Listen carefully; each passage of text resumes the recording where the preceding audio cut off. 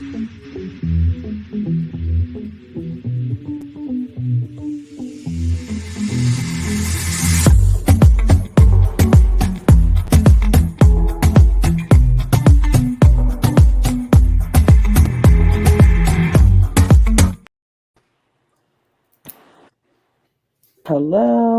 hello, and hello. Welcome to the Cup, the Currently Unnamed Podcast, where we put the real and the tea in reality, and where you can always come here first to quench your thirst.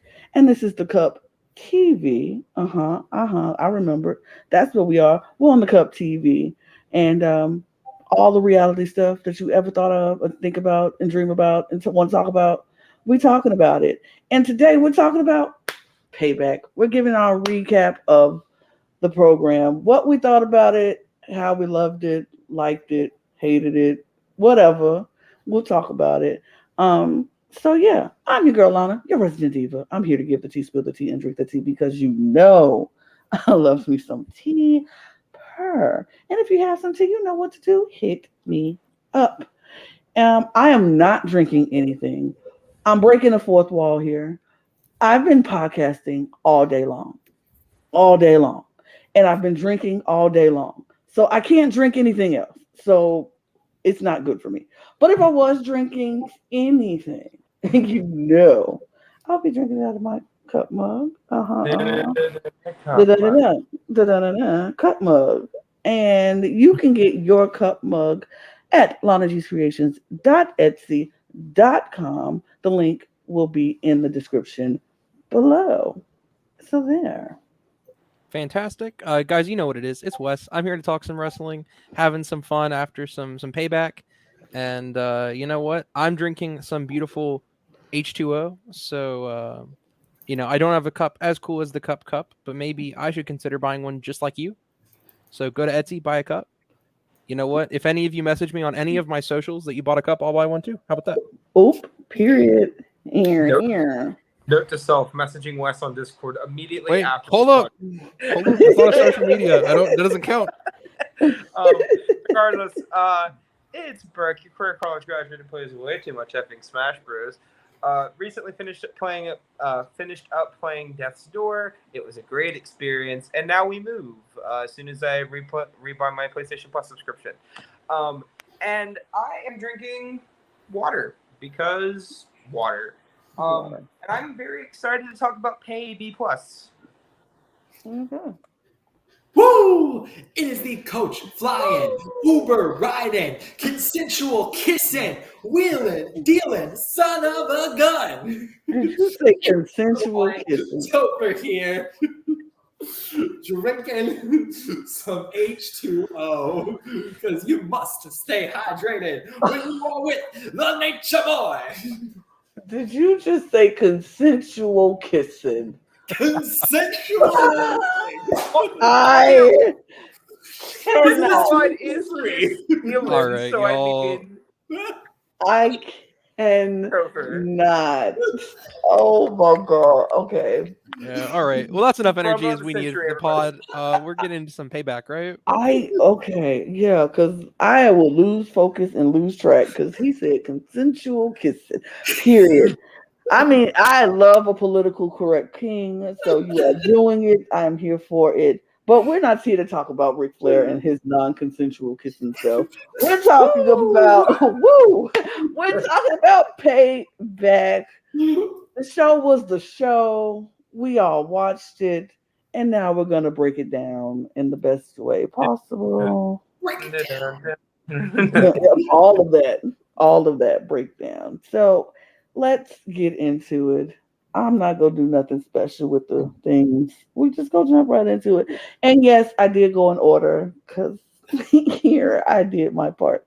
So the first match, which I didn't think would be the first match, and I don't think should have been the first match, but we'll talk about it, was Becky Lynch versus Trish Stratus in the steel cage match. We'll start with you, Wes. All right. So first of all, as everyone knew from last week, we all weren't going in with much expectations for Payback. But this match showed up for me. I don't know. I felt that it was some good wrestling. I felt maybe it was a little slow starting off, but it finally got somewhere. And then when oh gosh, blanking Zoe Stark. Yes, when Zoe Stark did her thing, whatever part into the match, I found the match suddenly engaging. Actually, I wasn't ready to be super engaged in this match, and I was. Trish brought her stuff. Becky brought her stuff. Zoe brought her A game. And after that match, I'm saying I'm pleasantly surprised, and I am a way bigger fan of Zoe Stark. So, Ooh, Brooke. that's where I'm at. This was my match of the night. Mm. And to be fair, I did have some pretty good company watching the show, and that definitely helped. Wes and my friend and our friend Ashton. But it was one of those things where going in, I said this should have been the main event. After watching the card, I stand by that.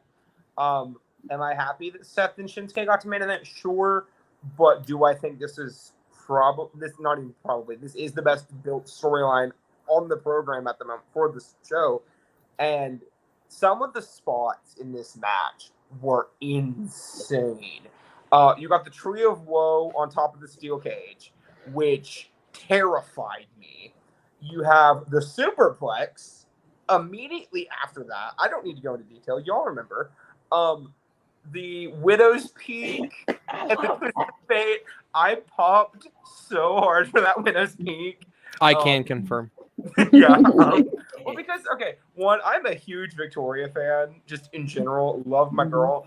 And secondly, the day before, right? Was it the day? Yeah, it was the day before. I was at Wes's house.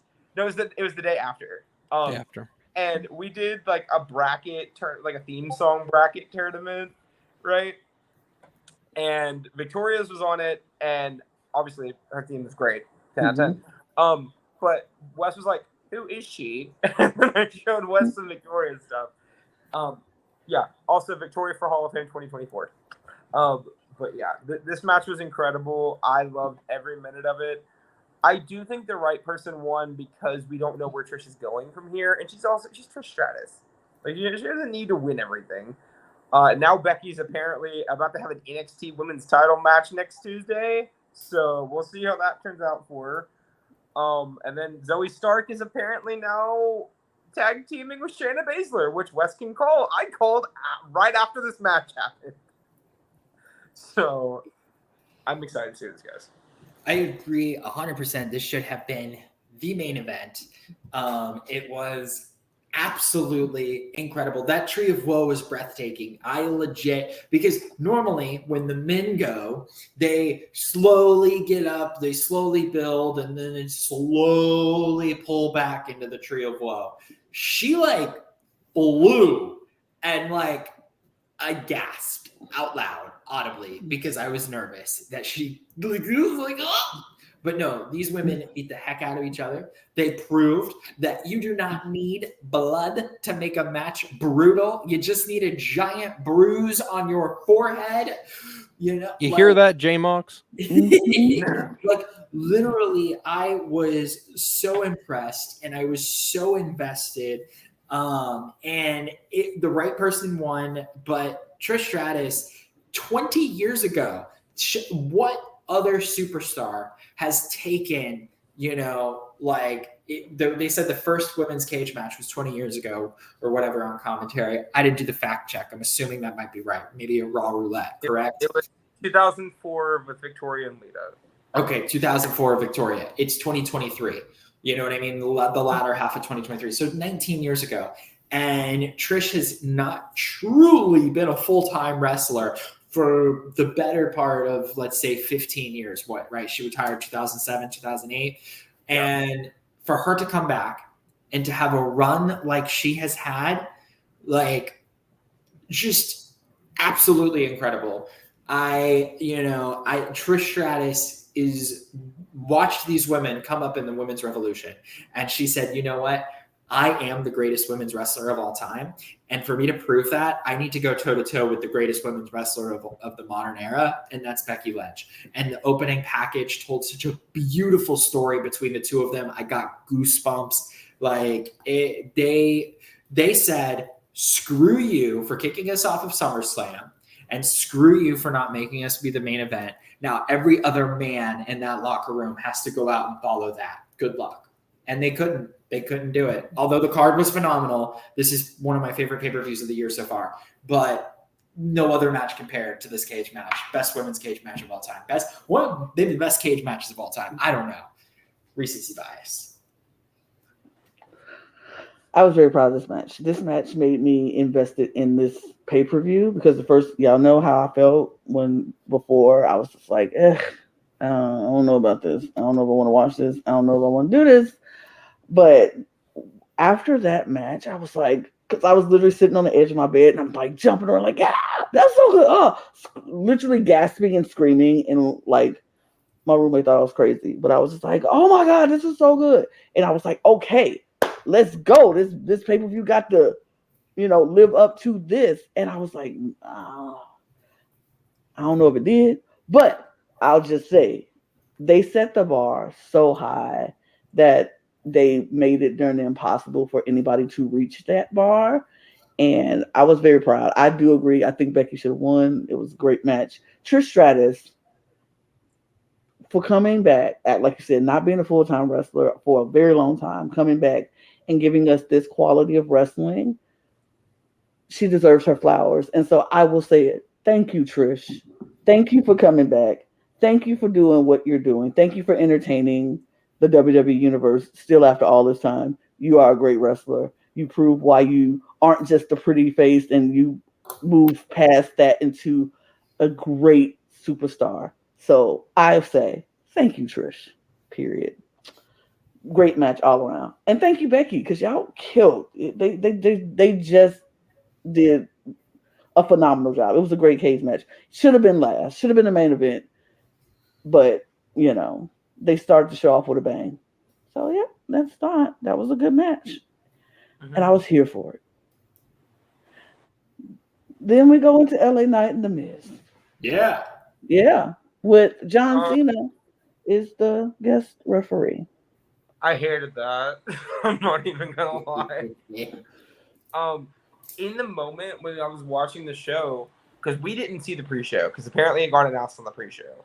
And they did. Pre-show. And when we found out that Cena was going to be the ref, I'm like, why? This feud has been really good without that. It doesn't need him, right? And then now apparently we're going into some hackneyed Miz-Cena feud, which cool, great, fantastic. But like, it just felt so tacked on. And honestly, these two had like zero chemistry for me. It was really flat. There were a few botches that we saw. It didn't hit for me. I'm not going to lie. I love both of them. But, sometimes two good wrestlers just don't click in the ring together. And I think that's just what happened here. Is it possible they didn't click because John Cena was in the ring? Like, did that throw off the mojo? They may have had a match that they've been talking about for weeks, and now they have to include John Cena. And really, it does feel like John Cena was last minute because there was no actual spot that involved John Cena. Although John Cena in his like Jesus era, that new John Cena shirt, I absolutely love it. It looks like a cross and it's got John Cena on it. And it's my own personal inside joke because so sometimes everybody knows that I'm an AA, and sometimes we have AA groups that are like fun, and there's talking AA and a mention of a higher power, and so there's a joke that like John Cena is my higher power. I love that for you. I love that for you, honestly. So for John Cena to come out in his Jesus era T-shirt, I'm like, John Cena. He's my higher power. But really, they just wanted to give LA Knight the hands up with John Cena. The match will be better. I mean, The Miz, the following night on Raw is the most viewed. What is it? Like he's already got like the most viewed segment on Raw for interviewing an invisible John Cena. That was the funniest thing I've ever seen in my life. And the WWE and The Miz need to be like, I am so upset with them with that. The cameraman doing the whole panning from side to side and running behind. I literally screamed when I watched it. I was like, "Are you kidding me?" And it was. They went on. It was okay. I'm sorry, Topher. I No, you get, and they protected LA Knight's finisher. The Miz didn't kick out of it. It was an old school classic, trying to compete for a finisher. LA Knight got it. I still think LA Knight is the future. We may call an audible, and it's a triple threat match with Cody Rhodes and LA Knight versus Roman Reigns at WrestleMania. We will see. I still can't get over the stupid Miz interview with Invisible John Cena. It was the cameraman for me. I'm sorry. This match. I think it could have did without Cena, sure, because I feel like they probably wouldn't have had to do anything extra to incorporate Cena into their thing. They could have just did it. They've both been doing so well with the buildup of their little feud thus far, but we knew LA Knight was going to win this match. It was designed for him to win this match because, of course, they don't want the Miz to win anything at all in 2023, but one match. So 1-30 in 2023, baby. Woo! one. That's like, are we kidding? But so yeah, I don't know. I don't know how I feel about that. I kind of want the Miz to not be winning one out of however many matches in 2023. Like I want him to win some more stuff. But if this is a build up for a feud with him and John Cena, okay, sure. And since there's a writer strike, John Cena ain't got no movies to do. He got time on his hands, so sure, why not? What does this do for LA Knight? I don't know. We still don't know what he's doing. They still don't know what to do with him, and I just need to see him either getting pushed up or y'all gonna push him out of here. Like, do something with this man. He already has the people. Do something. Like, where is his title match against somebody? I don't do something with him. That's all I'm saying. No. Yep, and I couldn't agree more, Lana. And everything that Brooke said and Topher you said and Lana you said, I completely agree with almost all of it. For the most part, listen, I'm no science teacher, all right, but even I can tell you that's bad chemistry. All right, what we saw in that match, because these are great people. Like LA Knight, amazing wrestler. The Miz shows up next Monday and then delivers one of my favorite promos of the year. Like, these are incredible wrestlers, incredible talents. And even with no John, I felt like they dropped the ball with this one. I don't really know what happened. Like, even Gunther has a bad match, right? Supposedly, like, mysteriously, apparently that's supposed to be a thing. So, I mean, watching LA Knight and Miz have a bad match was kind of weird. It kind of felt funky the entire time. Me and Brooke were commenting on it. It was that palpable. But, I think this was maybe a flash in the pan, and we'll see many more great matches directly after this from both parties. I'm actually excited for the LA Knight feud with whoever he's going to, because I don't want him to stay on this Miz thing. He got the rub from Cena. He can go wherever he wants and do whatever he wants now with that, because Austin Theory, after the Cena rub, got so much. And then you have the Miz, who's going to have his fight with Big Match John, and it's going to be pretty fantastic. So. I will say, though, one thing I did like about this match is that LA Knight and Cena didn't just get along, right? Right. All the time is like, oh, you're a good guy, which means all the good guys have to get along with each other, and we're both bad guys, which means we have to get along with each other. It's like the Teddy Long tag team match play of it all. But we saw that here, and then spoiler for Raw on Monday after. Well, actually, wait. I'll just wait till we get to the segment that I'm talking about with the new person on Raw. But we've seen it a few times lately. Please keep that as a regular thing. People don't have to get along just because they're on the same thing on the alignment chart. Exactly. I also wonder, did this suffer from being second? This is the second PLE in a row that I feel like they overloaded the second match with star power. At SummerSlam, they had Brock versus Cody second. Usually second used to be the death spot. Like, that was a popcorn match. Topher, maybe you're right, but I mean, you could put that match, whatever we saw, anywhere on the card, at least to me, and I'm not popping off. I don't know what that was. I'll be honest, if it were me, this is where I would have put Rey Mysterio and Austin Theory, but hey.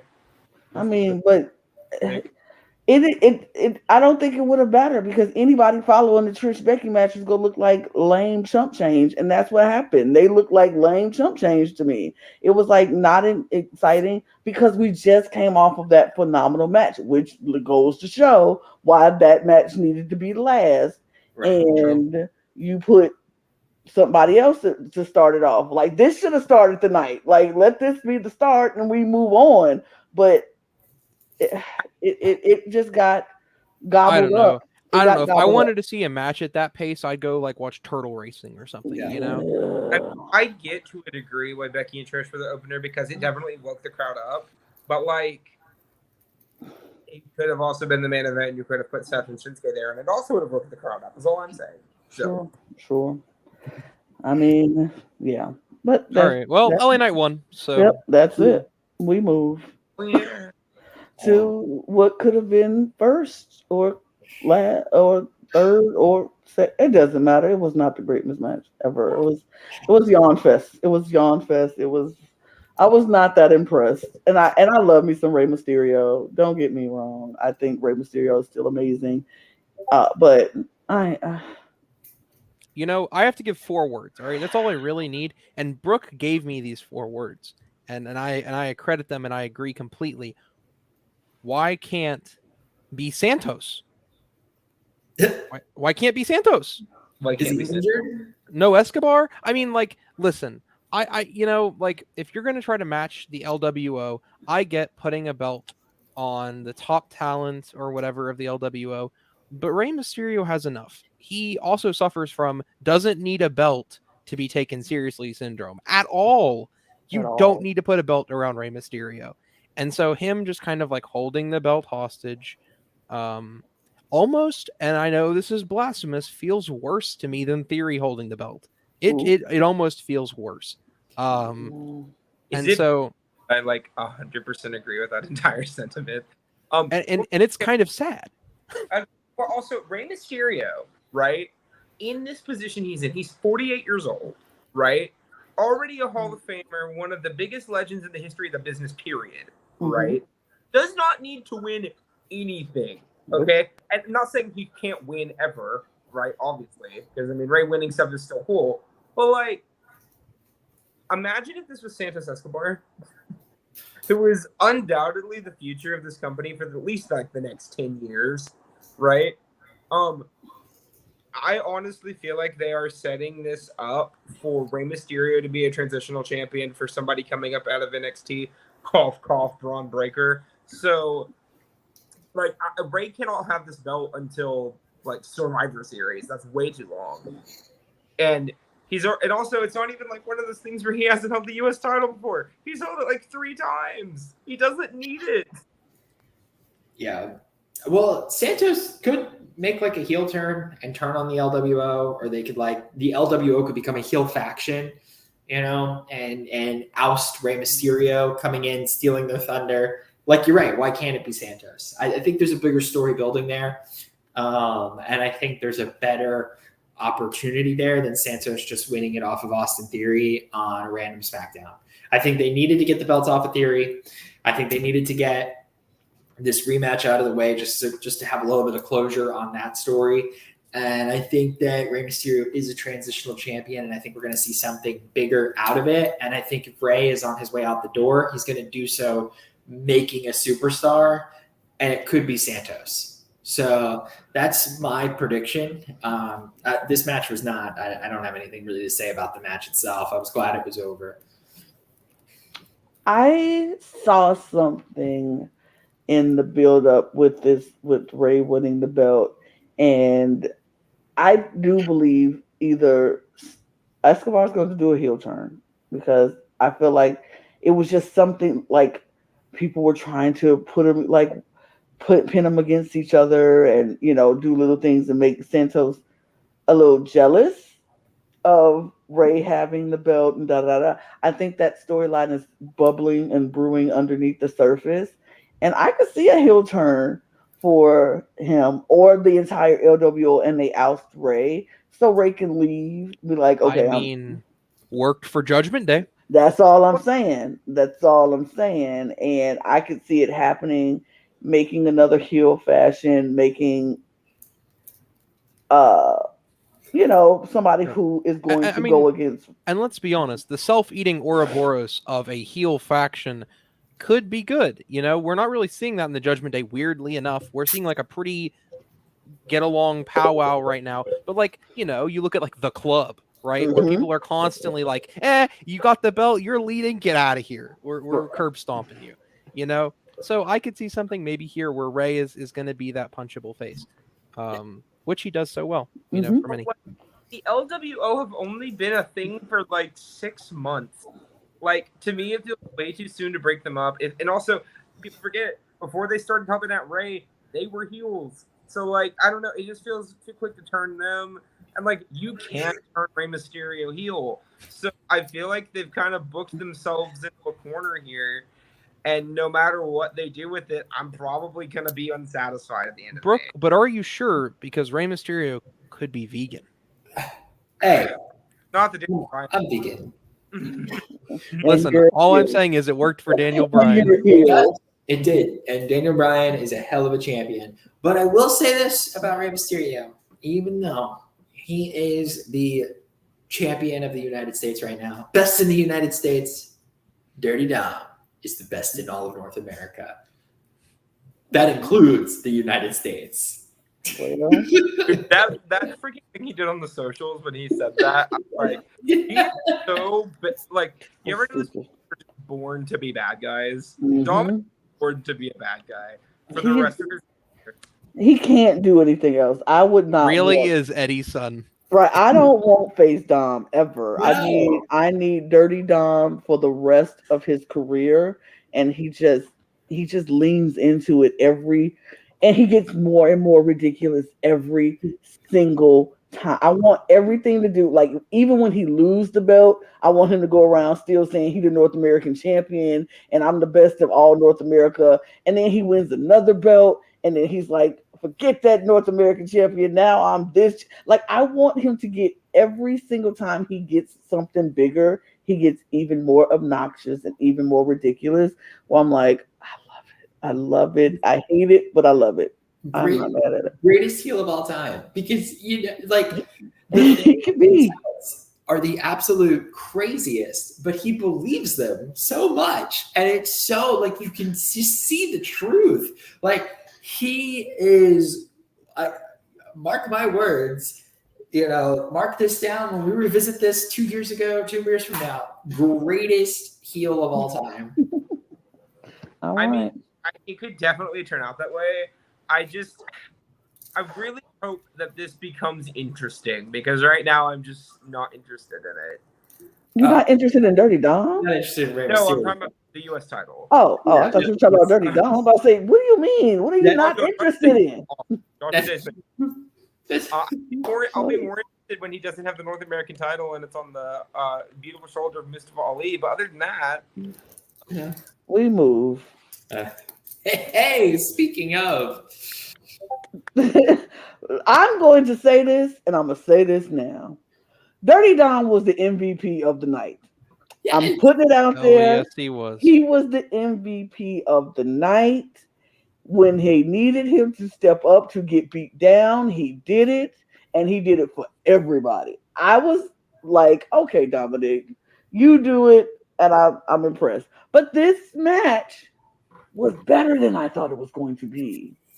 I really was not having, I didn't have a whole lot of expectations for this match. I was like, it's going to be a good wrestling match because all four of them are good wrestlers. I was like, technically, this is going to be a good, technically sound wrestling match. I'm going to enjoy it. It was a street brawl, and I was like, okay, all right. I mean, we know what's going to happen here because you say it's a free for all street brawl. I know what's going to happen here, and I'm okay with that happening, but I just want to know how it happens. Is it going to be cheesy? Is it going to be like, okay, predictable? I will say I was thoroughly impressed with this match. They actually pulled off a really good street brawl, And even I was like, why are we doing this spot on wait? Like I thought Kevin Owens wasted that dive onto Dominic. I was like, why are you wasting such a big move on Dominic? He's not even in the match. You busting your body up for Dominic, and Senor and Finn are right there. Like it was interesting. I didn't get the hot. I mean, I get it, but I didn't care about the hockey spot. I was like, okay, they came out in hockey gear with the Philadelphia, whatever, Pittsburgh people, hockey sports thingies. That's great. I'm not into hockey. I don't get it. But I'm like, okay, sure. But everybody was like, yeah, he's wearing this man's jersey and he's wearing this man's jersey. How great. Sure. You hit him with they went to the goalie thingy or the timeout corner, and they were in the timeout corner, and then they came out with the hockey gear and they beat them up with the sticks. And I'm like, great. What else? But then at the end of the match, not only did we get Dirty Dom coming out, we also get the man that Brooke has been talking about forever on this podcast. JD McDonough shows up. He's interfering in the match. And I'm like, oh, that's JD McDonough. That's who Brooke was talking about. He's a small little man, isn't he? But he's there. And he was doing his little. I didn't know who JD McDonough was. I'm sorry to that man. I didn't know that man. But then when he showed up, I was like, oh, what a small little man he is. But okay. He's literally an inch shorter than Finn Balor. He's a tiny little man. I was like, he's 5'10". He looks very tiny standing next to a senior Damian Priest and Kevin Owens. I was like, he's a tiny little man. He just looked very tiny. And then when they picked him up and threw him on the table, he sprawled out. I was like, he still looks tiny. But the table didn't break. It didn't break at all. I was like, oh, okay. Quick note, that announce table 2 times on this show, people tried to get thrown to the table, and it did not break. That announce table was made out of some other stuff. That announce table was gangster. It was like, what? No, I will not fall. Huh? Did you hit me? What? No, I'm not falling. That table's winning the Rumble, guys. I hate to tell you. I hate to tell you. Anyone who can take bumps like that, no sell? No, none. I'll be real. I feel like this is kind of an apology for the hardcore tag match we got on SmackDown a few weeks ago. Okay, no, because this, okay, I don't care if it's a street fight, hardcore, whatever you're going to call it, okay? This is a hardcore match, okay? There doesn't need to be blood. There was, but there doesn't need to be, okay? It is gratuitous brawling throughout the arena, weapons akimbo. Everybody's just doing their damnedest to make this thing look fantastic. Special shout outs to the Kevin Owens Swanton. And then, honestly, I was like convinced that Sammy and Kevin were going to retain at the very end. That Helova kick, and then Dom just comes in with the briefcase and just throw it like okay. To be real, I thought Dom was dead after that swanton, so congrats to Dom. But regardless, the match was incredible. And yeah, I am super stoked about the outcome. Yep. Same here. So I got 3 things to comment on this match. The first one I want to start out with is this is my favorite match on the card. Period. By far. So I enjoyed this match thoroughly. I enjoy a nice, good hardcore match that doesn't have to have anyone's like head busting open like a coconut. So I was very happy with this match. And you know, Lana, I was right with you, as we both know. When I was going into Payback, I'm like, you know, what stakes do I have in this match? And finally, Lana, we get our Judgment Day match. It's the time came due, and due it came, and we finally get our faction draped in gold. And with that, Dominic Mysterio, I also have to give the MVP of this Payback and this match. And I was thinking about it because I looked back on it and I watched Raw, which, by the way, also anyone who watched Payback and didn't watch the Raw after, super worthwhile because all of this stuff kind of gets cleared up and continued. Something's changed in Dom because I was not a Dom believer. Not that he wasn't a good heel. He was a very good chicken shit heel, probably the best one of at least. But he just felt like he wasn't and there wasn't any importance to him. It didn't feel like Dominic Mysterio was actually a threat. He was just this chicken, and he was just this piece of dirt that could be like kicked and stomped. But ever since little tiny man JD McDonough has stepped up to be that fall guy, we have gotten to see a new era of Dominic Mysterio, and that is like the technician calculator person of being, I'm going to be the man who makes sure the matches go the way we want. And in that way, it almost kind of falls like the responsibility on him in a way. And I've really enjoyed that. So I just wanted to give props to creative for this match, for the evolution of Dominic Mysterio, and for the presentation overall. Great match. This felt like such an old school, I say old school, attitude era hardcore match. This was it had all of the elements. It had brutality. It had comedy. That Terry Funk spot when he took off the shirt and they were beating Finn Balor with the trash can.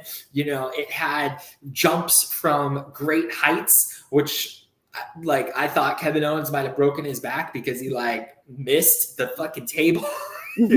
Just sent on right onto the concrete. And then same with JD McDonough when he got like thrown onto the table and it just like I was like, oh, that's the end of JD McDonough. And then like for a little hokey with the coming up and the hockey stuff, but still like it was a call to the town. It was a call to the fact that it was a Steel City street fight, which is amazing that they stayed true. The fact that they came out in jeans, like good. You know, you're not supposed to be wrestling in ring gear on a freaking street fight. You're supposed to be in street clothes. It's a street fight. And they did that. And they like, and kudos to Kevin Owens for being so generous to Rhea Ripley, because very few people get the spear through the side of the barrier, right? Like that's you know, you have to be like a Braun Strowman or a Roman Reigns or a Goldberg or a Rhea Ripley. Right. Like that, I think that was a pretty big deal that like took place.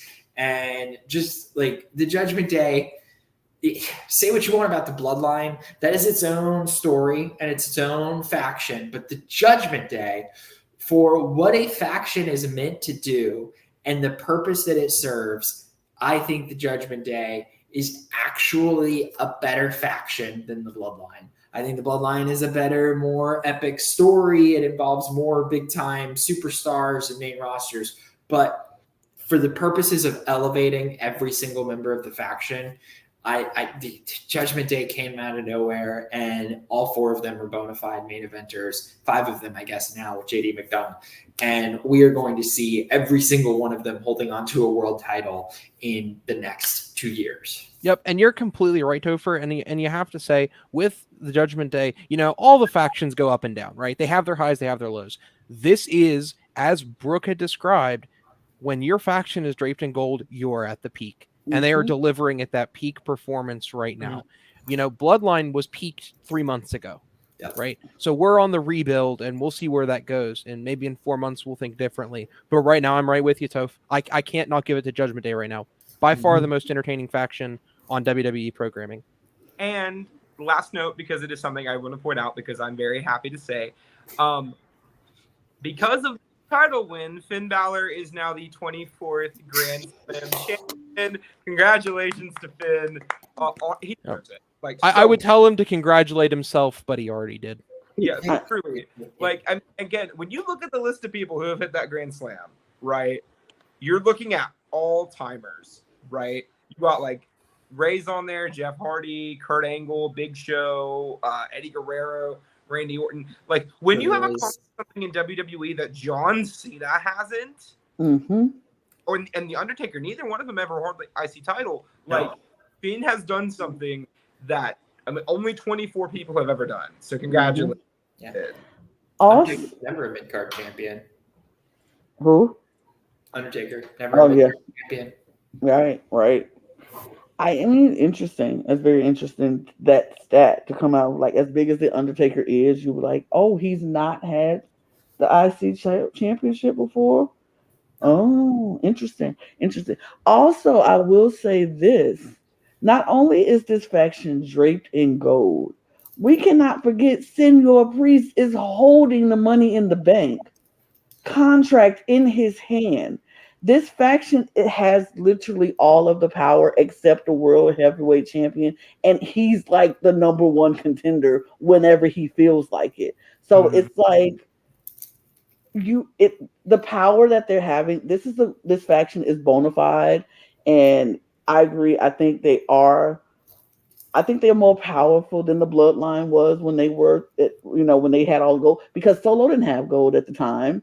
Even when Roman and the Usos held the gold, one person didn't. Every member of this faction has gold, and one has potential to have double gold in the whenever he feels like it.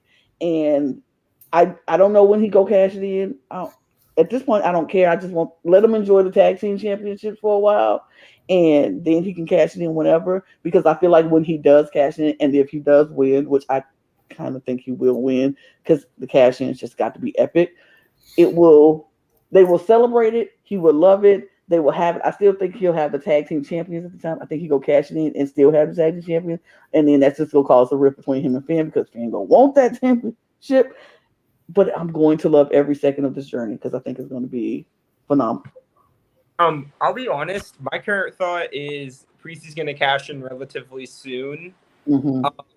Just based off of like what we're seeing, I don't think they're going to be able to keep Seth on TV much longer. He definitely needs some time off. He hasn't had it in a while.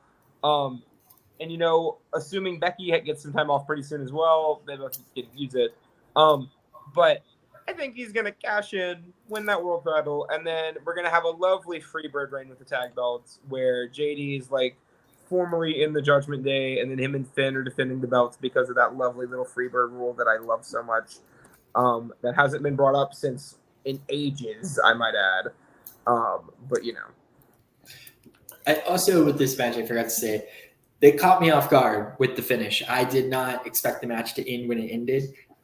We're so caught up in this era of false finishes, and I felt like we were in the middle of like a back and forth exchange because it was like we had just experienced a kick out and then another kick out, and then it gets hit the briefcase, and then it's 1-2, and I thought we were going to get a kick out, and we didn't. So I popped hard for that. I was like, oh, it's over. They did it. Right. Yeah, I did too. It was good. But we have to give Rhea a break because Rhea was just in this giving a spear through the barricade, so they got to give Rhea a minute to go backstage and compose herself and get ready for her match. So in between this match and Rhea's match, we get the Grayson Waller effect, and Grayson Waller effect. His guest is none other than Cody Rhodes. Whoa. Whoa. Yeah. All of that. Cody comes out and Grayson Waller is being who Grayson Waller is. And this is, you asked to come to my show, and I'm going to ask questions, and you said you got this big announcement. What is it? What is the announcement? Now, I want to know from you all if you thought what the announcement was actually what it was, or were you very surprised or shocked by the announcement?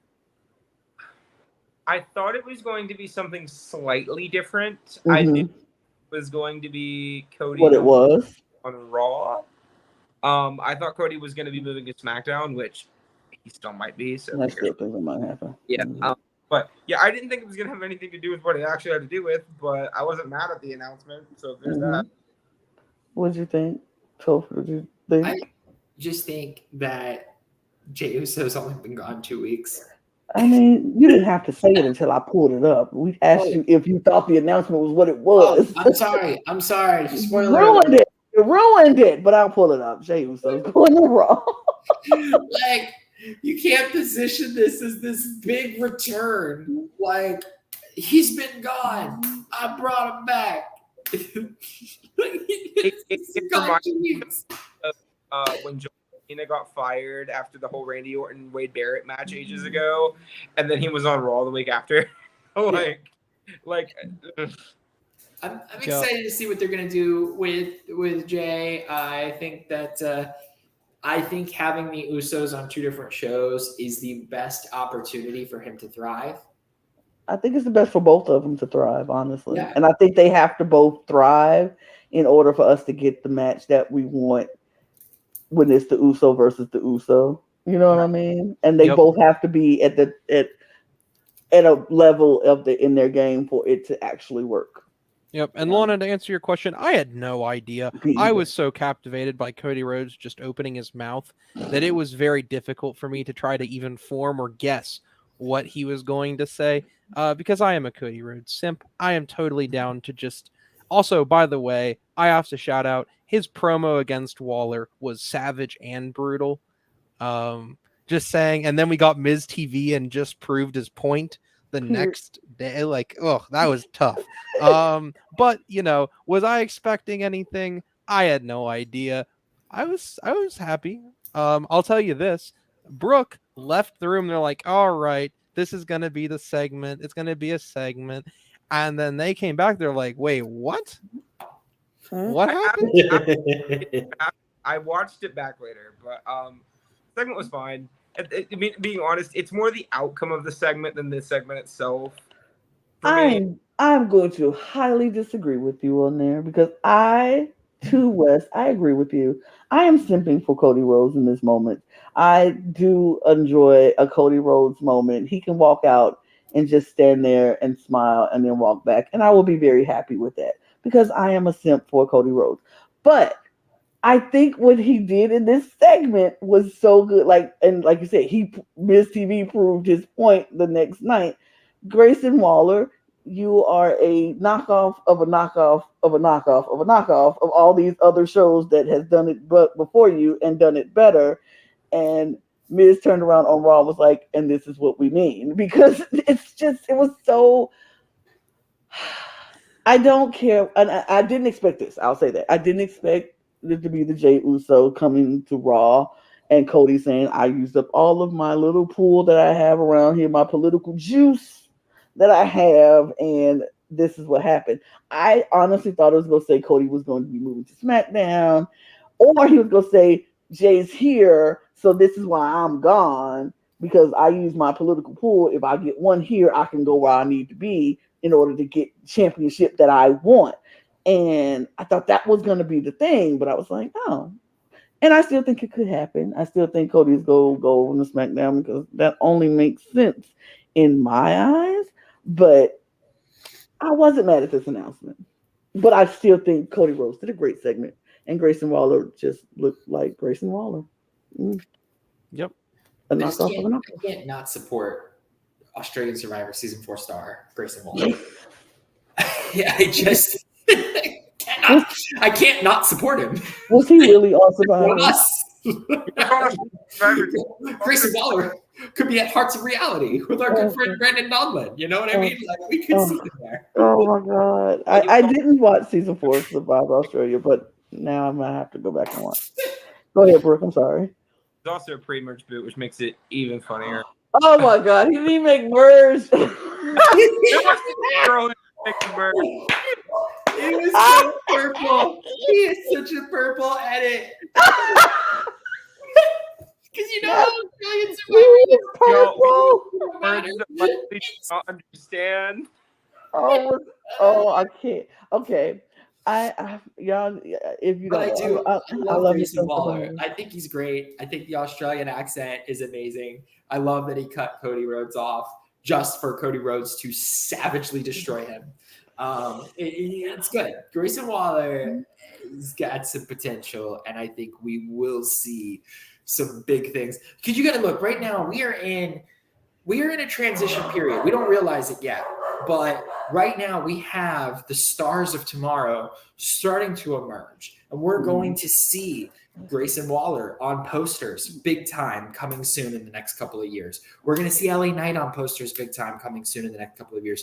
We just need them to get there. This is like 2004, 2003 WWE when we were transitioning out of the Austin Rock era. We are transitioning out of some big name. Edge is gone. Randy Orton is gone. Roman Reigns is basically a part-timer. Brock Lesnar is gone. Cena soon to be gone. Yeah. Cena is soon to be gone. You know what I mean? Like, right. We are in a transition period, and there are some major stars on the rise with Gunther and, the Usos themselves. You've got, even Cody Rhodes. Cody Rhodes. Shout out to Wesley. Wesley. Yeah. Axiom. Mm-hmm. Axiom. Yeah. No relation to Keith Lee. No. Cassie Lee, Jake Lee. There's too many Lees. Yeah. There are a lot of Lees. But yeah, that's what I'm saying. Like, we are in a transition area, and it's kind of cool because this is going to be the year that you look back on when like stuff is like rewatched and it's like, holy cow, there's a young, Grayson Waller. You know what I mean? Like, we've got 2025 is going to be the year of wrestling, especially under new management. Yeah. One other thing that I want to say before we move on. I love the fact that Drew McIntyre and Riddle were not just okay with Jey Uso. Oh no, they were not. They were not, because they had that segment and then they had a tag match after, and they both just glared at this man, and I'm like, yes. I mean, wrestling continuity, right? Because everybody is like, oh, we remember what you did when you were a part of the Bloodline. We're not just gonna be like, oh, you left. Right. Welcome in open. We'll welcome you with open arms. It's like, oh no, because the damage that y'all caused on y'all way to the top, y'all left some of us falling and broken down here and hurting. So now you want us to accept you like, oh, you left and you okay now? Absolutely not. You go. I want to fight you. Only if there was such an open-hearted wrestler out there who would do just that. And I love that the only two people that seem to be okay with Jey Uso are Cody Rhodes and Sami Zayn. Yeah, like everybody else is like. I mean, but see, herein lies the inconsistency of the continuity. Because if we mad at Jey Uso, why wasn't y'all mad at Sami Zayn when he left? And y'all just opened like nobody was glaring at him. But across Lana, is it really a continuity issue? How can you stay mad at Sami Zayn? I mean, he just because he was Usi don't mean he wasn't hitting them with the chairs. Listen, it's not very Usi. So Usi. But he was hitting them with the chairs. Listen, if Kevin Owens forgives him, can't anybody? I guess you're right. But who's gonna forgive Jay? Who's gonna forgive Jay? Well, I mean, to be fair, I think the whole Sami Zayn of it all is that he earned that, right? He earned that respect back by his whole thing. To a lot of these people, I mean, even Tribal Combat, right? Jay was still like, look, I have no problems with the rest of my family and what we did. I just don't want to be Roman Reigns' puppet anymore, right? And then, he loses, and then, he's not in the group anymore, right? So it's one of those, like, what has fully transpired here things, because I'm still not sure where everybody stands with him, and it's going to be a really interesting period of time. Also, to all the people that are saying he should be the one to dethrone Gunther, no. I don't think so. It needs to be Chad Gable for me. Chad, we'll get to that. We'll talk about it briefly at the end if you don't care. It was good. I'm happy he's on Raw. Yay, keep the Usos apart. They'll come back together, and when they do, they'll both be at a point in their career where it's going to be interesting. It's going to be a good fight, I think. I can't wait. It's going to be a baby. It's going to feel, just right before we transition off, it'll feel a lot to me like Kevin Owens and Sami Zayn, where they're both going to grow as individuals, and then they're going to come together as this organized unit again and be really hot. Oh, yeah. When they come back together as the Usos, they're going to win the tag team championship again, and it's going to be an amazing, it's going to be like they never were apart. Yep. They're twins. Like, if Kevin Owens and Sami Zayn can do it just because they're best friends, Jay and Jimmy are twins. So they already got that inbuilt twin thing happening with them. So they're not going to lose anything. They're just going to gain more stuff that they learn solo that they can bring into their tag team. It's going to be phenomenal. And they're going to be they're going to show why they were the longest reigning tag team champions. I don't want to see it though. I don't want to see it for a year. I want to see them away from each other. I want to Agreed.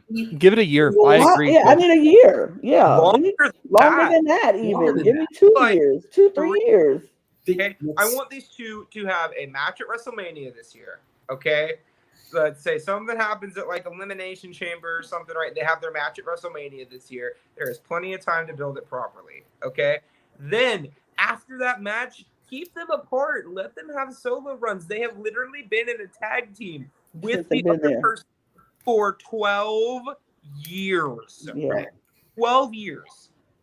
Do they not deserve a little bit of alone time? I think so. And bring back Naomi. Hello. Although she is a champion in her own right at Impact, but that's okay. I just want her back. Jimmy needs her. She is the Knockouts champion Impact right now, though. She's doing pretty great. But I think I agree with you, Topher. I agree, Topher. Jimmy needs Naomi back with him for other reasons, because I think Jay is already main event Uso. He's main event Jay. He has his thing. Jimmy doesn't have anything yet because he was injured, so he didn't get a chance to build anything else.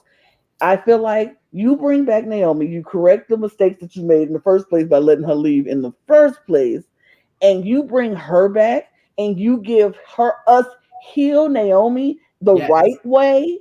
Yep. With Jimmy showing her how to be healed, with him being healed, Jim, I think it'll be. It'd be great. Also, small shout outs with main event Jey Uso. Can we change the main event font to match Jay's font? I know that's really small, but did anyone else notice that? Like, we had the main event WWE font, and then Jay had his own unique thing, and they were like spinning. I'm like, this looks nothing like. Yeah, they need to fix that. Listen, he is main event. Give him his own thing. All right, give him his thing. Yes, I agree. Give him his thing. Look, put some respect. Jimmy, get a thing. Go get. Put some respect on his name. Period. All right, let's move. Rhea Ripley, Raquel Rodriguez. Rhea had time to get her life together, doing that whole Grayson Waller thingy. So she got, and I'm gonna say this off the top: gear of the night goes to Rhea Ripley with her homage to China. I loved it. I thought it was great. I ain't like her hair. I ain't like her hair that way, but I like the ring gear. I was like, okay, China, I see you. It looked great. But this match was. It was a match. It was not 7 minutes, which I appreciated. It was 17 minutes. Pretty long.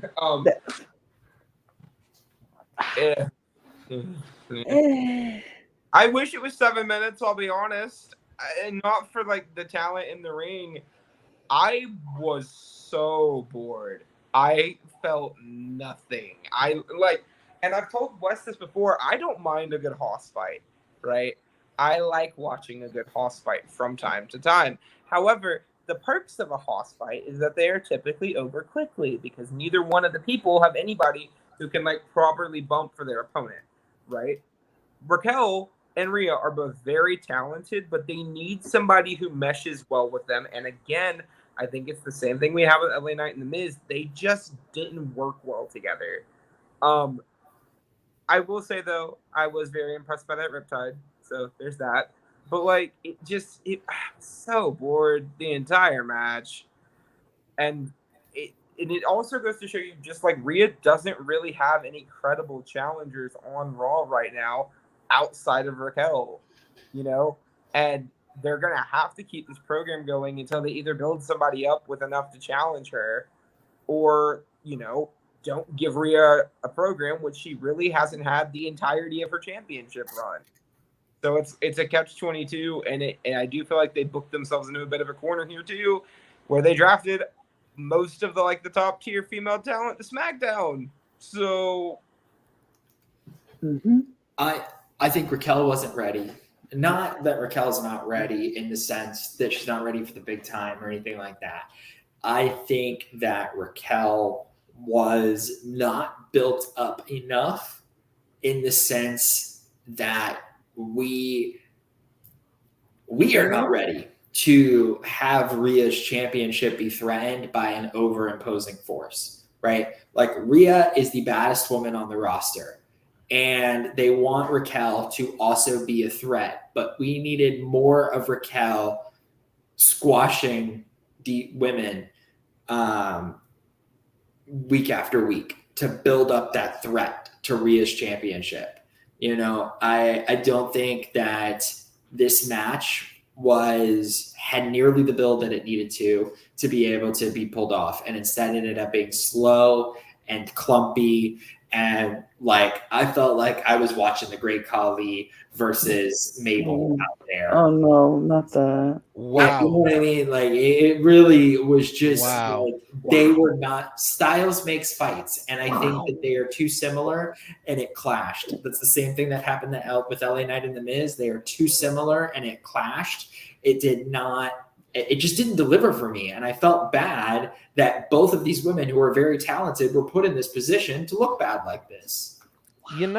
All right, I gotta say, I have a different take coming from this match. I gotta disagree with the last two on the panel here. I didn't think the match was stellar in the ring technically at all. I think it was okay. I liked it more than The Miz and LA Knight. I thought it was slightly. Maybe it's more interesting because we just don't get to see two power women fighting each other ever.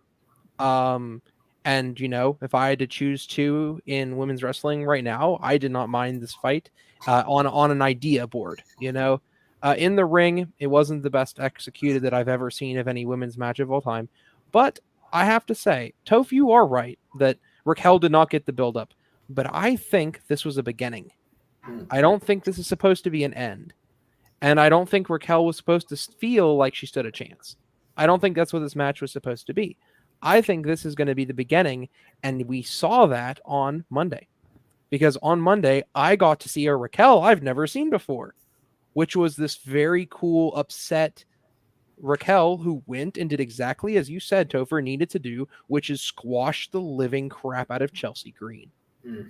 Right? And we are starting to see Raquel take that form. Maybe, and it depends, right? Because everything can fall through. But if we keep seeing Monday Night Raw after Raw, Raquel being, one of the coolest people on the planet, maybe not the baddest woman on the planet, because that's Shayna Baszler, of course. But, Raquel, keeps doing her thing. I could see maybe a rematch looking actually fairly interesting. And I do, okay, I don't disagree with everything. Styles do make fights. But I don't think the style here was wrong. I think it was mainly a build issue, and, who knows what else it could have been. But I could see it a different day and a different time if we get 2 more months of this unique build for Raquel and Ripley still being Ripley. I could see another cool match, which Raquel will probably still lose, kind of like the Seth Rollins matches, but still cool match. Could be.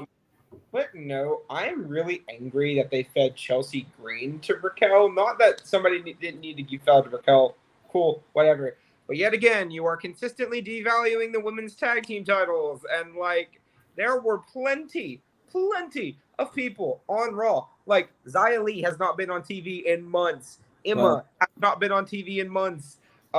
Nikki Cross, not been on TV in a hot minute. Tegan Nox is on Raw.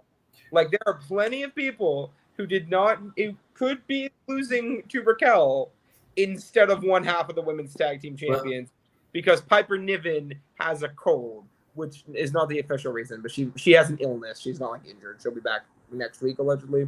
So I thought she was injured. No, she's not injured. But a lot of people are saying she has COVID. It's not but, confirmed. But Brooke, can you not also reflect and say watching Chelsea Green get destroyed is not just the most entertaining thing. One of the most entertaining things. It is so fun.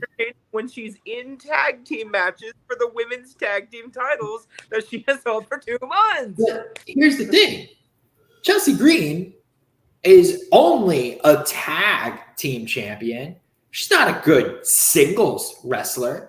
You didn't see, Bubba Ray Dudley in his prime as a tag team champion in every federation out there, going one-on-one for a world title. He was a multi-time world champion in TNA. Yeah, that's in TNA. Listen, Bully Ray, I saw all of that shtick, okay? I've trained under Bubba Ray Dudley. I get it. But in 2001, Bubba Ray Dudley is not facing Stone Cold Steve Austin for the WWE Championship. And if he did, he's getting squashed. Did we feel the tag titles were devalued then? No. Chelsea Green needs Piper Dewdrop Niven to help her be Get a that dewdrop out of champion. here. Get that dewdrop out of here. Mhm. Yeah, and Topher, I would go even farther to say I don't think Chelsea Green losing diminishes the tag team titles because I think that there's one woman carrying the tag teams in general, and it ain't Chelsea. Right. They're almost her losing builds Niven. Thank you. Yes, her tag team partner losing makes Piper Niven look better. It does. She's carrying Chelsea Green on her back. Yes. Okay, Listen, Ron, it's not Ron- easy to be tag team partners with Chelsea Green. that was a- I think there's only one woman who befittingly should be a tag team partner, and unfortunately, isn't she having a child? Isn't that what's going on? Or something Oh, like that? She's yeah. injured. talking about Alexa. No, no, not Bliss. Oh, God bless Alexa Bliss. We love her. Carmella. Pregnant, Yeah, right? she's Oh, pregnant. yes, Carmella. It's having a baby. Because Oh, Carmella Chelsea Green is the real. Yes, the real that. MVP Oh for me. God, that is money right there. That is money. a money match. Oh, I miss Carmella. Carmella is money. Corey Graves is a lucky guy. Yes, he is. All of this talk, and I have yet to pipe in at all about this match, but y'all bringing up points about Chelsea Green and the devaluing of the tag team titles. And here's the stitch: how much I cared about the tag team championships from the women. I didn't even know Piper Niven was her partner. I thought it was still Sonya Deville. So you know her ACL and I heard that. So that's why I was like, why is she still holding the belt when her partner tore her ACL? I didn't know they just gave the belt to Piper Niven and said, here, you're the tag team champions now. So originally, what they did was they didn't do anything for like a week after the ACL tear, right? So then Chelsea said that since her partner was injured, she was going to be having online auditions for a new tag team partner. Stop it.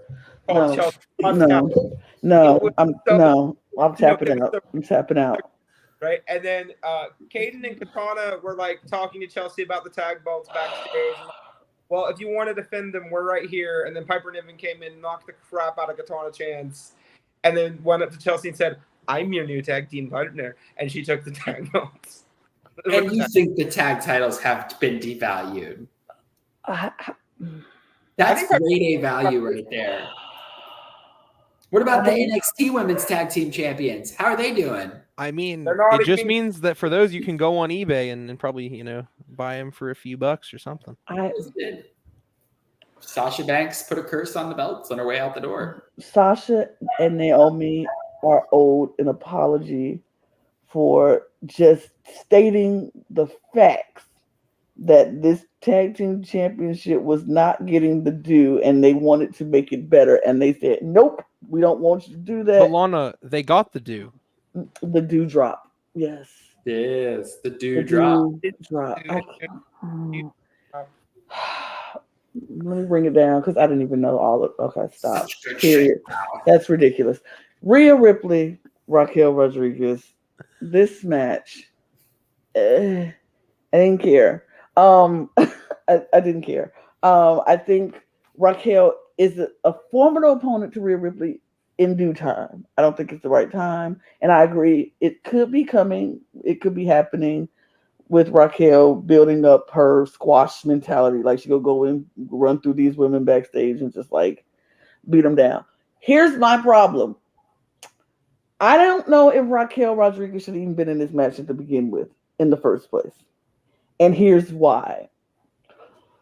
What the heck did you do this whole thing with Shayna Baszler and Ronda Rousey at SummerSlam to have Shayna beat the baddest woman on the planet, to leave SummerSlam as beating the baddest woman on the planet, to not do anything with her after that?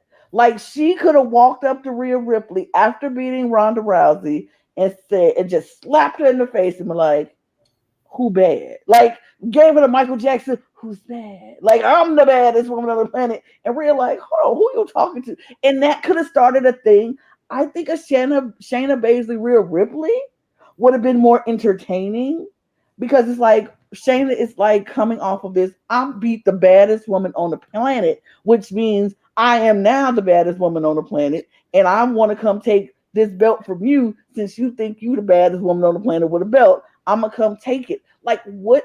Why do we not go that route? Because it's believable. I would believe a Shayna Baszler and a Rhea Ripley would give a brawl out like fight match, and it'll be a good match. I just not that Raquel wouldn't, because she did. It was, it wasn't a squash match, but it just I I want to All see right. I want to see Raquel later on and do it, but I don't think this is her time. Hear me out, Lana. All right, because I can make it all better. Hear me out, but you got to believe me. All right. The secret is, I think that you're absolutely right with Baszler, but I love with where they're putting Baszler right now. I think that this tag team that they're going to be a part of might do exactly what Sasha Banks and Naomi were going to do and make this killer tag team that's going to elevate those titles. Okay. And then eventually, once that breaks up, and then they continue to put Baszler on top, maybe we see Baszler, who's been built up further through the tags into a singles wrestler, beats her former tag team partner, is officially the baddest woman on the planet, even building further, then fights Rhea Ripley. I think Raquel is going to continue to be this, tries to challenge, but still isn't enough. I hate to say this, but like a Dolph Ziggler, like a Miz, is there. You believe they could do a title shot, but you would never believe they're going to win. And then maybe like at Mania, it's going to be Ripley Baszler, and maybe that's where that needs to happen, because both of those women deserve that. Well, I can tell you right now, based on the betting odds for the Royal Rumble, that ain't gonna happen.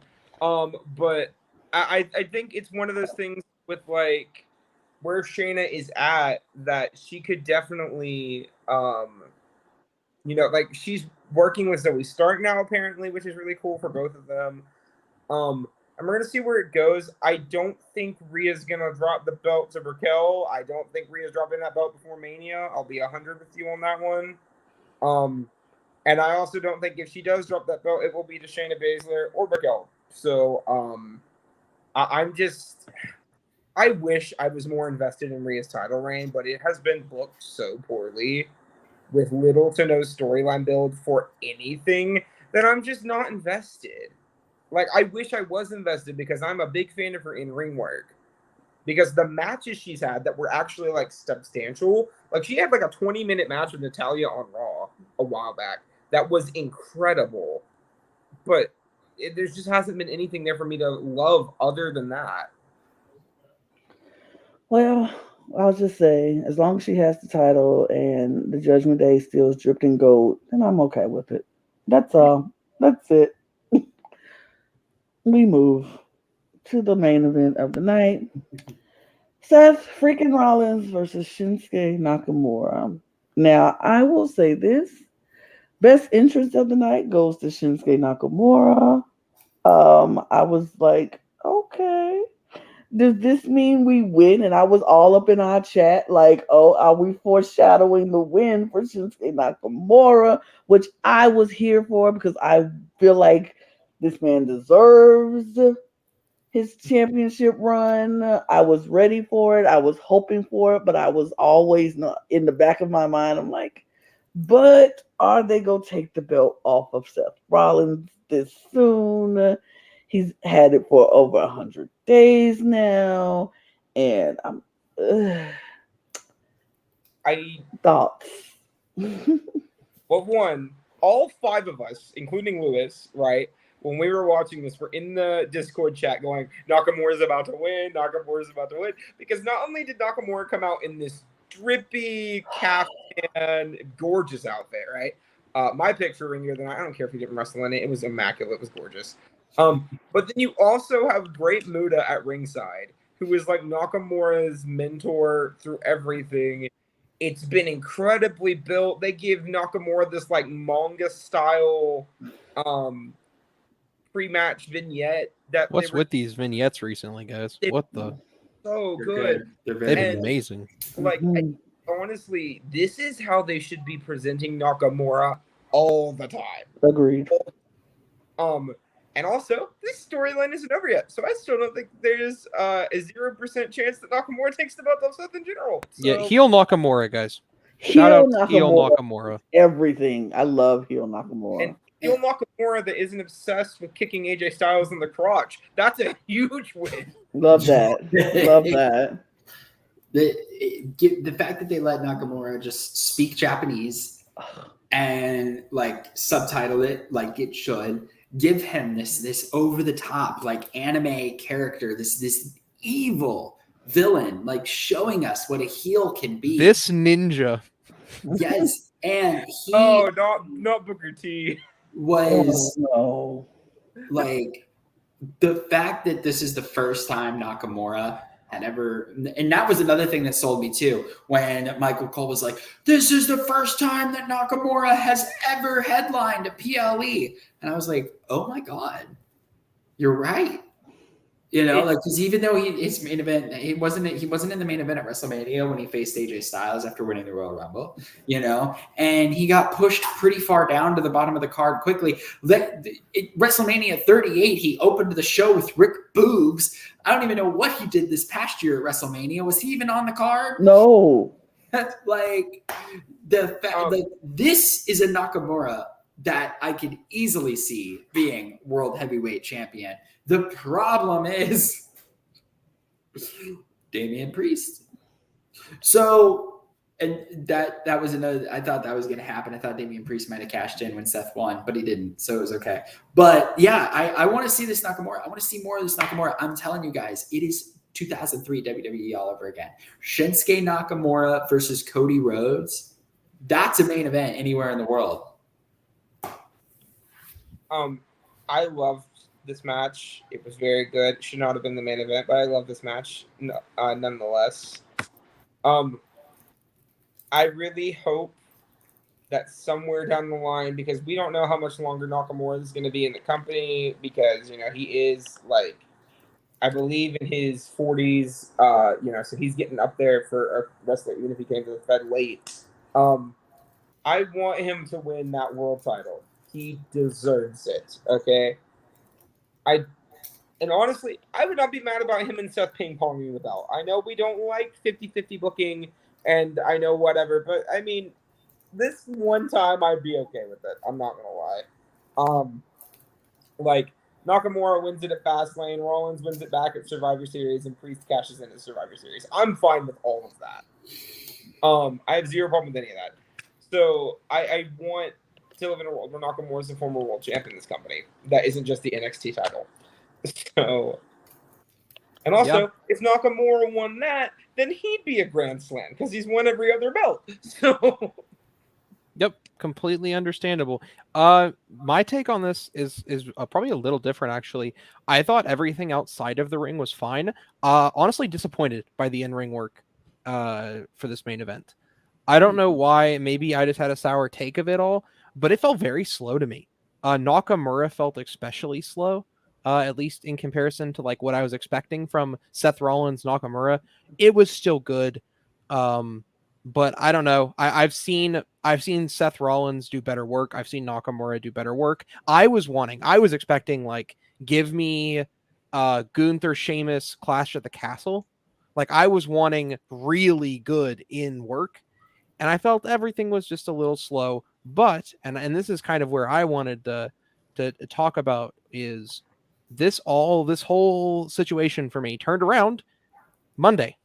That Raw, like, finished. It was almost like if Payback was a two-parter, because I feel like the Monday Night Raw after, and WrestleMania should take notes, but I feel like this really completed everything that Payback did. And so I look on it a little bit more fondly now in hindsight, because I feel like that after effect and seeing what's going on with Seth Rollins back continue being used long term, throughout probably the next month or so until he's probably taken out. So I don't know. I like it more now after seeing the story direction, but I would like to see another banger of a match. Like I want an S tier match. I want a 5-star classic from Seth Rollins and Nakamura. There's no reason why we can't have that. Maybe they held back. That's how I feel. It felt a little bit that way, at least to me. I think that these two men, I don't think anyone would argue that Nakamura and Rollins would have a chance of getting a 5-star match. I feel like they could do it. Maybe we'll see it soon. I mean, and okay, I hate talking negatively about Nakamura but I am gonna have to for a minute. Okay, Nakamura has the ability to put on a 5-star match whenever he wants. Okay, the problem is, and this is not a problem with Nakamura, this is just a problem with the company. One, they make him wrestle the WWE style, even if it's like WWE strong style, right? It's still WWE. The only times he has felt like Nakamura to me was when he won the Royal Rumble, was when he had his debut with Sami Zayn in NXT, and when he had this incredible match with AJ Styles in 2018, right? Outside of that, Nakamura hasn't ever really had any of those 5-star classics on the main roster, you know? And I do attribute part of that to being him wrestling a style that isn't his normal style. It's a lot less, hard hitting, and it is different enough. I mean, he wrestled that way for a decade and a half in Japan. So, like, it is distinguishing enough for me to, like, bat an eye at it. Yep. I just can't believe it because I think a better match than this technically was wrestled the night after. Chad Gable and Gunther was a. So we can talk about the real Payback main event that happened the night after for some reason. I love the story of the match. I don't want to get into too deep because we are running a bit long here. But match was incredible. Everything was great. Chad Gable, when he locked the scissors in on that ankle lock, I thought he had won that title, and I was so excited. And then depression. So, not depression. Like, it was more like bummed more than anything. Because, again, here lately, these past years, so the people in the ring have been getting me. I don't know if it was necessarily the company, but, like, because this build was great. I really hope they have another match at, like, Fastlane or Survivor Series or something, and Gable wins the belt off Gunther, though. It'd be so good. But they have to get the belt off of him so he can win the Royal Rumble. Mm-hmm. Yeah. I think Gunther, since he didn't pass the reign, his thing, he is the longest reigning. It is what it is. He is that. Now he's going to get off, the belt is going to have to come off of him and let it move. Yep. Now it's all about who, right? I think it's going to be Chad Gable. I think Chad Gable has proven his point into why it should be him, but it's other people out there who could also step up and be in line for that opportunity to do it. I just don't know who at Braun this Breaker. point. Maybe. Braun Breaker, Gunther face turn. Because we all want to see Gunther become a face. I love Gunther is a 5-star match machine, but I need story. Give me story. Give me a reason. Why? Yeah. Why does Gunther wrestle? Right. Can I completely disagree with that entire statement of I need storyline? The storyline is the wrestling. That's the whole. No, but that's the thing. That's old now. We know he's a good wrestler. We know he's going to give great matches.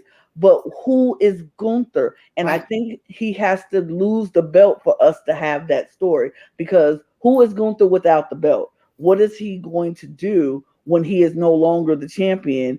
And, he has to maybe try to become another. Because once you have the champion, you want to be another champion. And you point to it exactly, Lana. You're right. There has to be a change. We are going to see we are not going to see the ring general anymore. Mm-mm. Because how can you be the ring general if you're not the title champion? And it's the whole point is being the Intercontinental Champion. Right? Here's the thing. I don't have wants. Actually, Toph, you can have all the wants you want. I have not wants. Things I don't want to see happen. And it's only 2. Mm-hmm. What I don't want to see is I don't want to see like power of positivity Gunther. I don't want to see him be overly happy. I don't want to see him like. And then the second thing is, please don't give me some like funkadactyl strangeness. I worry with WWE with brand shifting and face turning. Like, please don't give me Gunther who's like, oh, I realize I'm the best and now I'm like happy-go-lucky Russian guy type of. Mm-hmm. Just don't give me that and I'll be happy. Anything else? Thank you, WWE. I'll be honest. For me, right, as someone who has watched Gunther in this company for the better part of 5 years and has loved literally everything they have ever done with him, his entire career, right?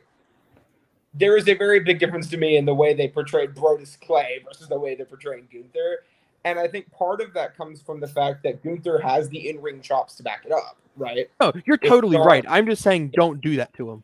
Oh, agreed. What I'm getting at is, I feel like Gunther's thing after he loses the belt has to be he feels incomplete without that championship, without something to prove that the way he views wrestling is the correct way to view it, right? And I think that's something that maybe is a little lost in translation with the IC title reign. That was something that was very clearly conveyed in NXT UK, right? Because correct me if I'm wrong, I don't think Gunther has retained the belt through interference one time while he's been champion. He did that a few times in UK when he was getting desperate, right? And then when he didn't win the NXT title, he just came straight to the main roster and he won the IC title there. So, like, I want to see Gunther without a championship for a prolonged period of time because we've never gotten that. We talked about it in the predictions video. Gunther, without this IC title, who is he, right? Now, that is compelling, right? But while he is champion, the championship is enough for me. So we're going to see where he goes when he does lose the belt because right now, as of recording on September 6th, he's 2 days away from breaking the record. He's guaranteed to break the record. So congrats on that, by the way. And let's add to it, by the way, no Lone Corbin. No, I am depressed because I don't have a belt and that's my entire personality. I don't want that either. Yeah, I just need some finesse. We need some finesse or something after the belt's gone. As long as we don't get like weird, funky, happy, we don't get depressed. Basically, no Baron Corbin bit, and I'll be good. Here's how I would book it. Give him 2 weeks on Raw, a 2-part sit-down interview with Michael Cole, where we get some honest and some truth from Gunther about what wrestling means to him. And I want, for at the end of it, Michael Cole to call Gunther a sports entertainer and for Gunther to get up and to show Michael Cole what it means to be a wrestler and to like literally be like choking him out or pounding on him and being like, is this a sports entertainer or whatever? Like, this is a wrestling.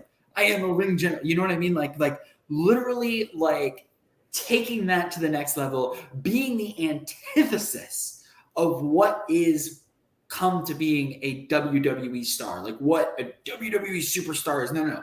He is the opposite of that. He is a ring general. He is a wrestler, And that's how he feels, right? He feels like the one wrestler amongst a bunch of entertainers. Well, I wouldn't say the one, but the big one, right? But I feel like that could be his story. Like, I feel like I am the only wrestler amongst these entertainers, these clowns, these people who are here to entertain the people. I am a true wrestler here to wrestle, and I don't know who his foil is. LA Knight. Ooh. I mean, I'll be honest. You know what I want from Gunther when he loses this belt? I love how now it's less of who he drops it to, and it's now when he loses it, because we all want it to be Chad Gable, right? I'm not entirely sure it has to be Chad Gable. I just want whoever they give it to not to lose it in 10 days. Correct. Yeah. Fair. But for what I want is I want Gunther to you remember when Roman Reigns lost the tag match against the Usos a few months back, and he had that like breakdown moment at ringside, right? Obviously, I don't want the overacting that accompanied that, but I want Gunther to kind of spiral a little bit, and I don't want him to be depressed and emo, but like I want him to just go crazy. Okay, I want him to beat someone so bad that the referee has to stop the match. I want him to like keep beating on this person so the referee reverses the decision. Okay, I want him to go that far. Okay, because he's lost. Okay, he does not lose. Okay, because you remember a while back when Chad Gable beat him by countout in that like open invitation challenge match or whatever. It was like a certain amount of time. Gunther had them restart the match just so he could win. Right. I want to see Gunther after a loss not be able to handle that loss and go a little overboard crazy. That's what I want. And then as he goes overboard crazy, he ascends up the ranks, wins the Royal Rumble maybe, or maybe somebody wins it for SmackDown, cough, cough, Cody Rhodes. And we get Gunther versus somebody for the World Heavyweight title at Mania. That's my pick. That's my pitch. And with that being said, we'll see what happens because we don't know what WWE has up their sleeve. I think they should do something with Gunther after he loses his belt because he really needs to lose it so we know who he is. But on that note, that's it. We're done, y'all. Yep. We're- And if you want to know what happens, always remember that you can always come back to the Cup to stay up to date on all of the wrestling content, and whatever else you want to see on the Cup TV. A bunch of great shows. We have So- everything that you can imagine to watch. Keep checking us out. Hit the subscribe button. Hit the notification bell so you will know when every video drops. And you can follow us on Twitter, TikTok, and Instagram so you can see when we drop our schedule so you know when every video is going to drop then because we put that out every week. You can follow us if you want to. That whole West thing, following him to get a cup, as you see, he has no social media to follow him on to get him, but we'll give out his Discord information. That's what, don't worry about it. Look, hit me up in my comments. I'll give you his Discord information. Because he needs to buy a cup. You're And right. you can get your cup merch at LanaGsCreations.etsy.com. And you can get your cup merch. We'll be back. We got some things on the horizon to do in between time because we're not just going to only do pay-per-views and cover those or the PLEs. Let me get it correct. The PLEs. We got some things coming up in the horizon, so stay tuned. And yeah, that's it.